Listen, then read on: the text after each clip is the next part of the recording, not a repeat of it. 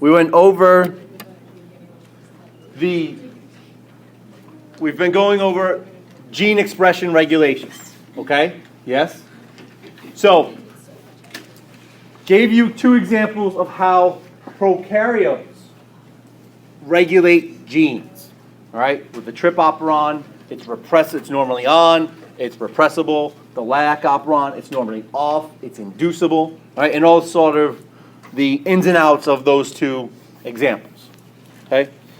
Now we're going to get into eukaryotic gene expression. In your opinion, or knowing what you know about eukaryotic gene expression, you think regulation of gene expression is more or less complex in eukaryotes than in prokaryotes? More. Why? It's a more complex cell. There's more steps that are involved between making an mRNA transcript, getting it out of the nucleus, or more steps in between making an mRNA transcript and making a protein, right? There's processing of mRNA. They has to export the nucleus, have to find a ribosome. Ribosome has to bind, extension, right, or elongation, and then stop that, make sure the protein's folded the right way, et cetera, okay? We're going to go over the four different stages where gene expression can be regulated, all right? In all organisms, bacteria and so on, transcription, how a gene or transcript is produced is one common way of regulating gene expression, okay? You have the DNA, you produce a transcript, right? The production of that transcript is the first step of regulation, all right? Whether or not the gene's turned on, for example, okay? That is common in all organisms, all right? Well, we've said the greater complexity of eukaryotic cell structure adds some extra areas where gene expression, activity of gene expression, activity of proteins can be regulated, right? Others. So, first off, let's start with transcriptional regulation. So in your little sheet I gave you two examples of transcriptional regulation in prokaryotes, right? The trip and the lac operon already. Now let's move into eukaryotic cells, all right? Anything that regulates the production of a transcript or the ability of a cell to produce mRNA can be considered transcriptional regulation, okay? Now we've already gone over chromatin structure, right? What is chromatin? Chromatin is DNA. Is that it? Packaged, condensed with what? Proteins. What type of proteins? Histones. Okay. All right. So histones, chromatin packed in together. And we said there are two types of chromatin. What were they? Euchromatin and heterochromatin. And they differ based upon how tightly packaged the DNA is, right? Or the proteins are together. Because those proteins are so packaged together, how accessible is the DNA? It's not.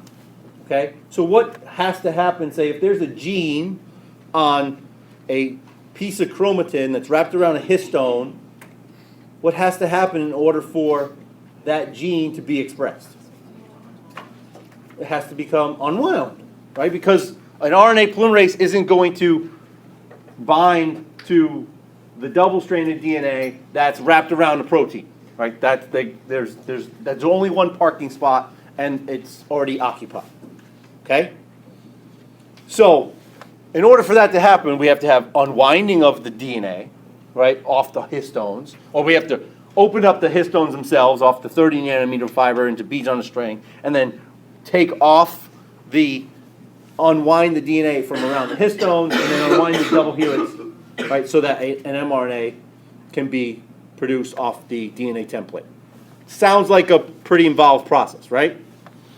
But then that accessibility, or how accessible that DNA is to an RNA polymerase, is the first sort of step in regulating gene expression. So if we can regulate how compacted the DNA is and hide those genes away from RNA polymerase and keep it sort of in this area as opposed to where an open DNA is, that gene is not going to be expressed. Transcription of that gene is not going to happen. Okay? So it's just a separation. All right? All right, and we'll talk about gene promoters. All right, so we'll talk about a location of a gene promoter relative to nucleosomes and scaffold or lamina protein sites can influence gene expression. Now, nucleosomes are proteins, right? What's the lamina?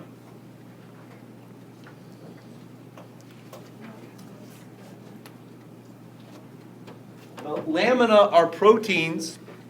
We call them nuclear lamins. They're proteins that make up the shape of a eukaryotic nucleus. All right, so when we talk about the lamina, we're talking about it's almost like a nuclear envelope. They're the proteins that give the nucleus its shape. Okay?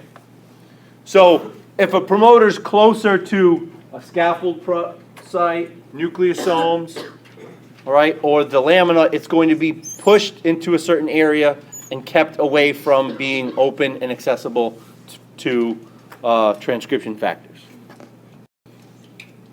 All right? So genes with highly condensed heterochromatin are usually not expressed. There has to be a way of reversing the condensation process, of unpackaging DNA, right? Yes?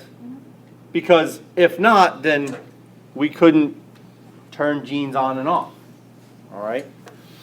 So the way that this occurs is you have I can't do it here, we'll do it over here. All right, so here's a nucleosome. All right, wrapped around it is DNA. We know the nucleosome is a octamer, right? There's 8 different proteins, right? Or there's 4 different proteins, 2 subunits of each. All right, so let's draw it a little bigger. Here's nucleosome, the octamer, right? And we have the octamer as it is. All right, and DNA is going to be wound around it, right? That would kind of go wrong with that. So because DNA interacts with that, and there's another histone protein involved here, these proteins actually have what we call tails. They're little extensions that come off of each of these proteins. Okay? Call them histone tails. So think about a protein as it being this sort of globular shape, but then there's there's like an arm of the protein sticking out. Okay? So it's just sort of sticking out there, hey, waving, how's it going? All right? These tails are the target sites for modifications. All right? So there's lysine residues on there. There's a bunch of amino acid residues that are target sites for modification. And when they're modified, whether they're acetylated or deacetylated, right, meaning they add chemical groups to or take them off of the amino acid, that changes how well this unit, this nucleosome unit, attaches to DNA. All right? This is the method of packaging and unpackaging. All right? So if a gene needs to be turned on, and it is, say, in this area, wrapped around a nucleosome, RNA polymerase needs to access that area. In order to do so, the binding of the DNA to the nucleosome has to be disrupted. So an enzyme attacks that histone tail or modifies that histone tail, changes the affinity, the interaction between the histone protein and the DNA.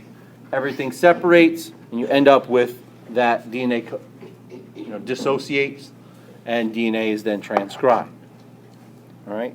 Influences gene expression. So, here's one. Okay? 2 different things. We have histone acetylation, right? Acetyl groups, it's a chemical modification, a carbon molecule, right? That's added and attached to lysines on those histone tails, right? This generally loosens chromatin structure.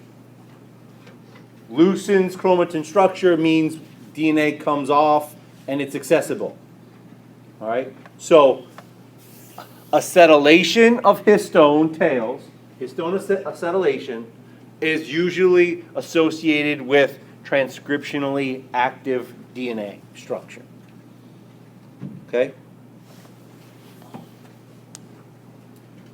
So if the addition of histone or acetyl groups to histones leads to transcriptionally active structure, what would happen if I used a histone deacetylase enzyme? What is that going to do? Let me write that down. Whoop.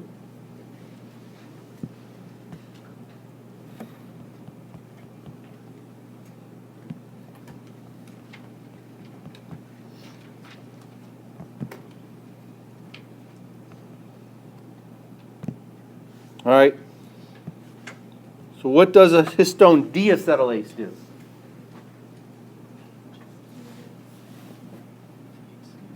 So what does it do by itself?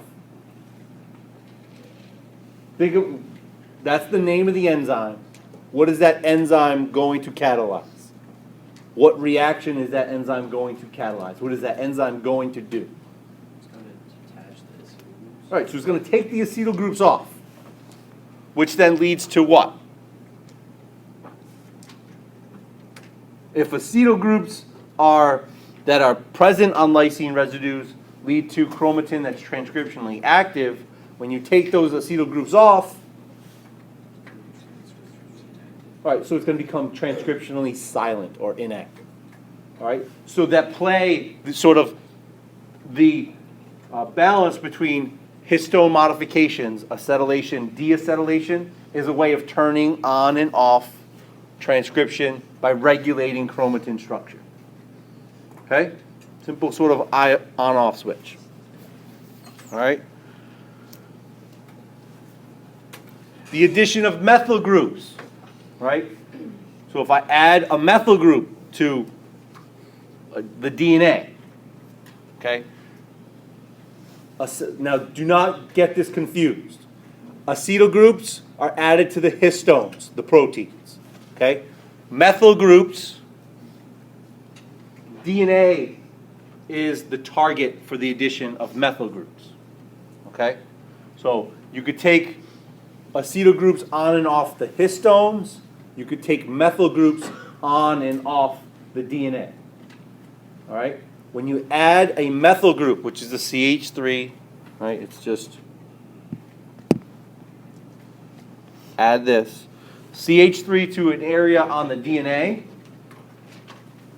That makes the association between the DNA and the nucleosome more tight, making it transcriptionally inactive, right, or reduced, right? And that's a big area of research looking at the state of the DNA, whether it's methylated or unmethylated, and how active some genes are, especially in certain disease states. Questions on acetylation and methylation. Methylation, remember, the target of methylation is DNA. Right, not histones.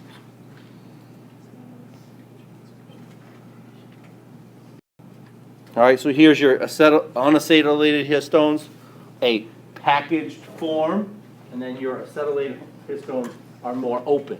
Right, so it opens it up, makes it transcriptionally active, and then from there, even further, DNA would unwind away from themselves. All right. So DNA methylation.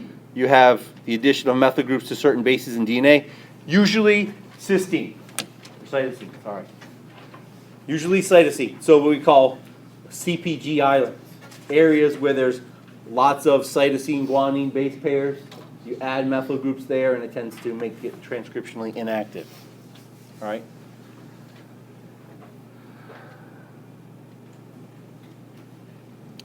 And this is usually passed on from one generation or of cells to the next. And even in some cases, passed on from one parent to another. The state of the DNA methylation. All right, and there's a certain set of genes that are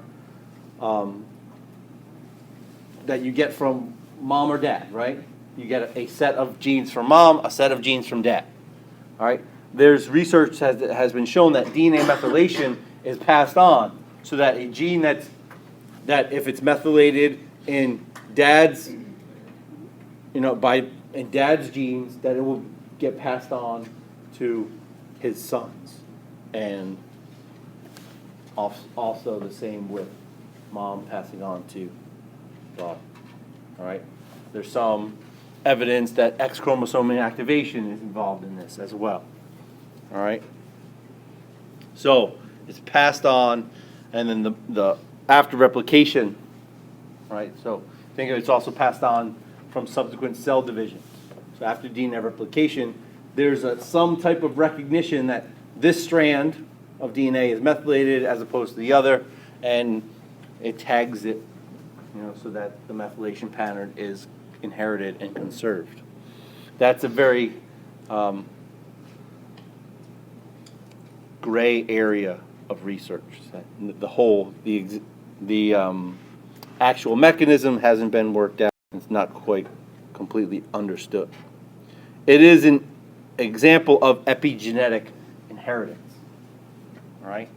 Epigenetic inheritance. What does epi mean? What does the prefix epi mean?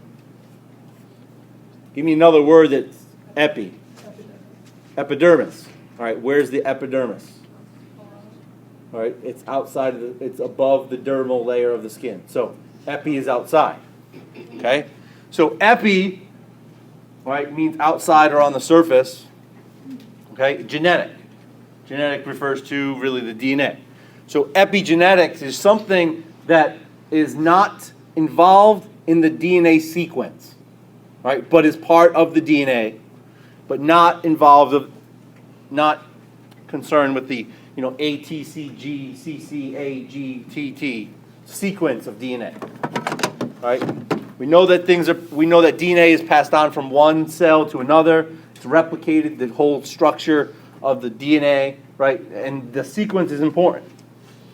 But with that also is the fact that the other structures outside of the sequence, the phosphate sugar backbone, okay, is also passed on. Right? So there's idea of the other stuff, or what the state of the DNA is prior to, right, in the previous cell division, or the previous cell, the parent cell, is passed on to the future generation of cells. Right? They don't alter the sequence, but they have very big implications on how that sequence behaves. All right? DNA methylation, histone modifications. Those are all epigenetic inheritance, or epigenetic factors that are inherited. All right? And they can be reversed, right? You can alter the DNA methylation depending on status, okay? So that in germ cells, which are embryonic cells that end up becoming testes and ovaries and producing, the reproductive cells in adults, all right? During embryonic development in the germ cells, there's what we call a global demethylation. So in the germ cells, the DNA is completely demethylated, so that all possible genes can be active in the germ cells. All right, that's important for passing on information. All right, so chromatin structure in terms of histone acetylation, deacetylation, right? DNA methylation, and overall those patterns are are examples of epigenetic inheritance. That is one area of regulating gene expression, right? Regulating chromatin structure, the accessibility of the DNA to the transcriptional machinery is one way of regulating at the transcriptional level. Okay? So now, let's say histone acetylase, right? Well, HAT is an enzyme we say. Histone acetyltransferase is there. It adds acetyl groups to a histone, right? Makes the DNA open, and the DNA becomes unwound from nucleosomes. Now what? In the process of gene expression, now what? What's going to happen now? What do we need to get to the area of the promoter? No, the acetyl groups are good. We've already done that. Done the acetyl groups. Okay? We've gone from very close together chromatin. We've opened it up. DNA is now in an accessible form. Now what? Think about what has to happen to produce an mRNA, to produce a protein. What are the steps that have to occur? We've just opened up the DNA. We haven't even started transcription yet. So what do we have to do? We're not copying, we're making mRNA. So what do we have to do? What has to be there? RNA polymerase. All right? So think about the steps of transcription. What are the steps of transcription that occur? Initiation. We have to what are the important parts of initiation? We have to find the promoter, and then we set up where RNA polymerase starts at that promoter, right? So for right now, chromatin structure is one way of saying you can't see it, you can't see it. Stay in the house, go outside type thing, right?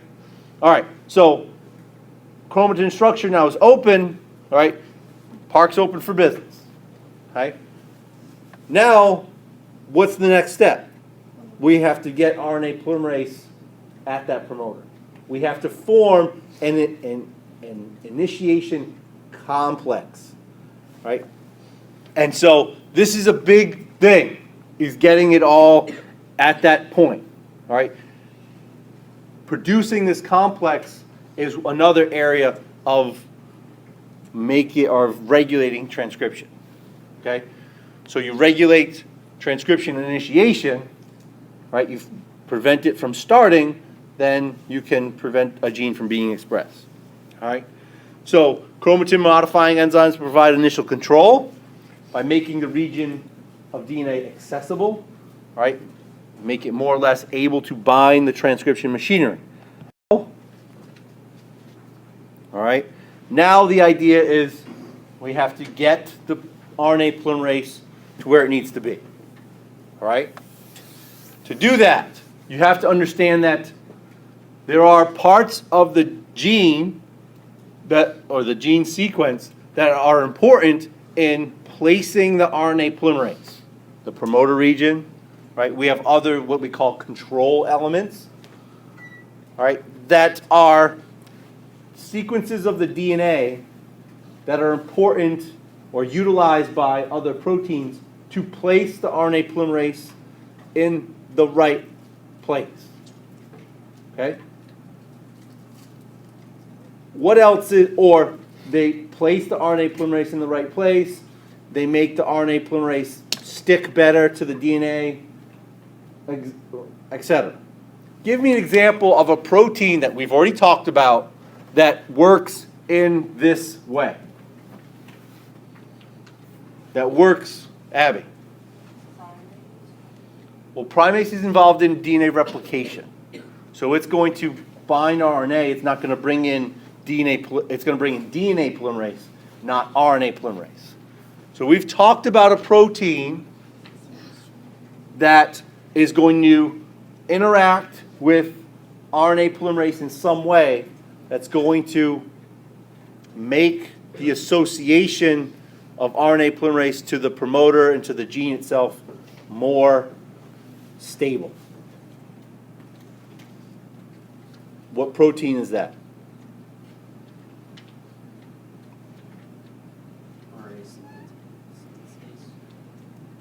No. No.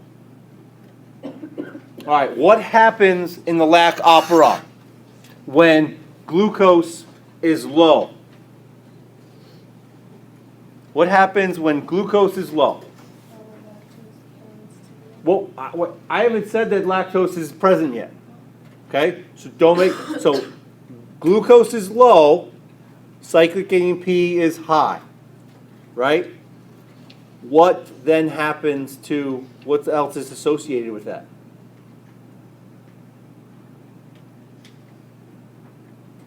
There's a protein called the CAP protein, right?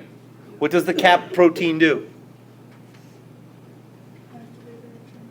It's an activator of transcription. How does it activate transcription?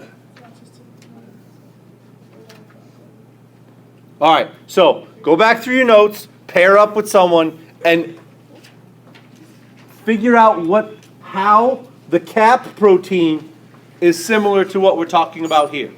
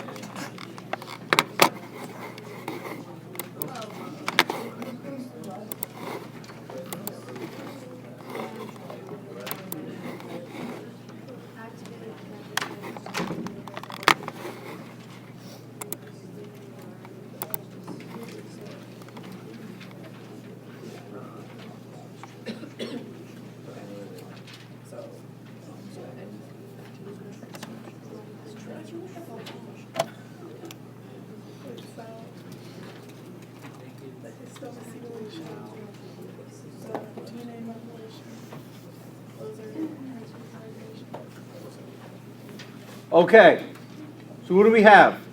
Someone tell me how the CAP protein is an example of a protein that sort of regulates transcription initiation. How does it work? Jordan. Does it bind with CAMP? All right, it binds to cyclic AMP, and then what happens? All right, so it attends to the promoter. What happens to RNA polymerase?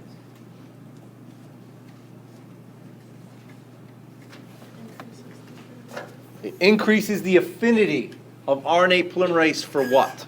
The promoter, right?